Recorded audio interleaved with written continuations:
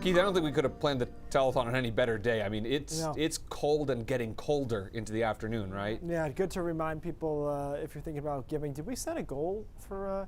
Let's set a really high number. I can say this. Last year, we were able to raise more than $455,000, which is, I think that was one of the best years, bar none, we've ever had. There was a lot going on last year too, so I think that's part of it. But you're right. I mean, certainly this is a reminder as we go into tonight of where we're at, and we have been recently. They'll loosen up the pattern in a bit. We'll talk about that in a second. But the radar I just wanted to start with, because we had some light snow into southern coastal Maine, into parts of down east Maine early this morning that lifted offshore. That's about it for a while.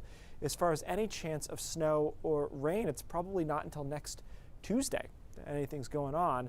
Current temperatures 3 in Rangeley, 8 in Greenville, dropping along the coast. You think, well, 28's not bad. It's not, but we were in the mid-30s earlier today, so temperatures are going down along the coastline. Water temperature 45.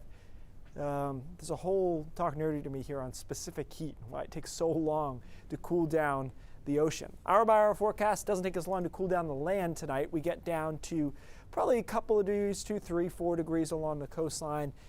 0 to 5 below should do it inland, and then 10 to 20 degrees below zero into the mountains. Air temperature, not wind chill.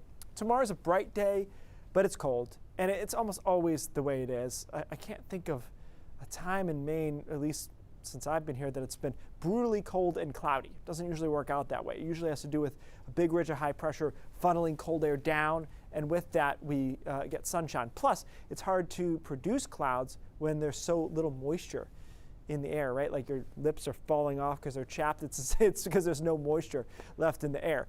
Saturday morning, I think, is even colder than it'll be tomorrow morning. Will be about 2, 3 degrees below zero along the coast, 10 below or so inland, and then again up to 20 to 25 below zero into the mountains. We do start to moderate on Saturday afternoon as temperatures get to 15 to 20 degrees at least. That storm that was at one point worth watching, but you could tell I was never really excited about it, right? I think this was always just suppressed and not likely to hit us, and it's totally gone now, and that's why we're cold and quiet this weekend.